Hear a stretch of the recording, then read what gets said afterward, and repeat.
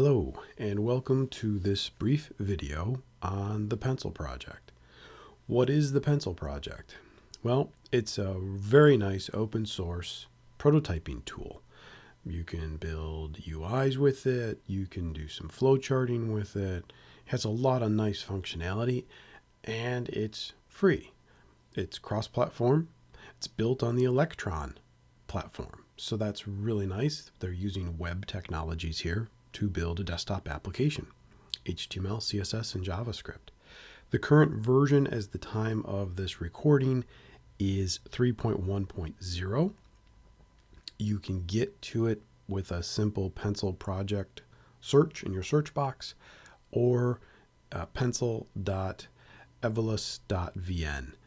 Probably do the search, make sure you're not directed someplace you shouldn't be, but Pencil Project. So this first slide shows the page that you land on, and you can see project news, and then it will detect your operating system and provide you with a download.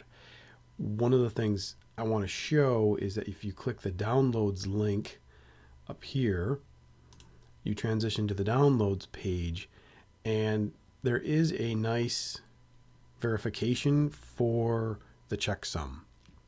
So the author compiled the application and created basically a unique ID for it using a checksum, and you can validate that. So there's no concern on your part that what you're downloading could contain something that you don't know and that the developer didn't know.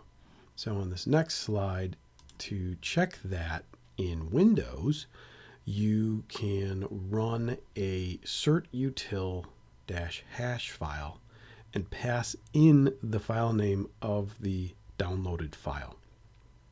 That returns the type of hash that was used and the characters. And the author of the application has provided what that ID should be. They should match. If they don't match, you probably don't want to download it. So in this case, it's a Windows 64-bit machine, and there's the hash that came from the developer, and here's the hash that matches. So everything's good. I'm ready to double click and install the application. I've done that, and I have the application up and running. So we'll close out of this here.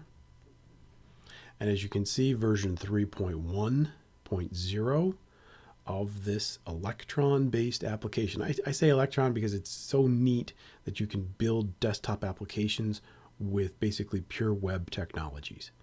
And that is nice, just really, really nice. Licensed under the GPL v2. So if you make any changes or you try to enhance it, you got to release that per the license. Not giving legal advice here, but read the license and you'll figure it out. There is an opportunity to purchase a commercial version, and you can see all that on the website. So let's get into the tool itself. What I've used this for in the past is building basically mock-ups or wireframes in front of and with the customer's input. That's really helped that customer visualize what they want or what they're looking for. There's no real functionality here. There is the ability to link if you export it as HTML from one page to another page or from one section to another section. That's all in the help documentation. But for purposes that I've found this tool very robust is building these types of UIs where you can quickly put together, is this a checkbox or do you want a radio button? What are you trying to do in terms of what the UI needs to offer the users? And you can modify the text, you can set colors, you can have all sorts of functionality here. The properties over here can showcase other things. You've also got different types of properties up here. So yeah, you can just have fun really building out a UI that then someone could be handed the specs to really build the functionality, wire it up to get it to actually work. Lots of different sketchy icons here that you can use. You can bring in tables, you can add hyperlinks. So if you wanted to build out grids, you can do that. and modify how those grids look. So master detail or other types of things, primarily for line of business forms, but it could be used for a personal website. It could be used for any type of design that you want to draw a sketch for or a wireframe for. Different types of stencils to allow you to, again, do different types of drawings and offer other visuals to allow people to see.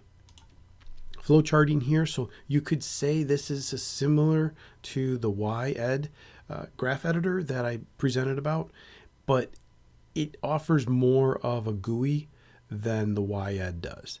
Also, the YEd has that great snap to grid, and this does have a lot of lineup features where you can certainly line your information up so you don't have to guess. But the YEd is what I've used traditionally for more of the workflow. But I have been able to build some flowcharts with this. It's very nice. More enhancements have been made to the 3.1 release, so you can get clip art from the web and you can bring your own images in. Very nice tool. Again, the price is free. Feel free to donate to the developers. They're doing a great job. And it's pretty neat tech that, again, will run across all platforms. I haven't tried to get this latest version to run on a Chromebook, but I do want to try that. I did try to do it with the prior version. Didn't have a lot of success, but hopefully this one has a Debian package, so hopefully that'll work for the Chromebook as well. So that's this video on the pencil project, pencil application. I hope that the video is helpful. Thanks for watching.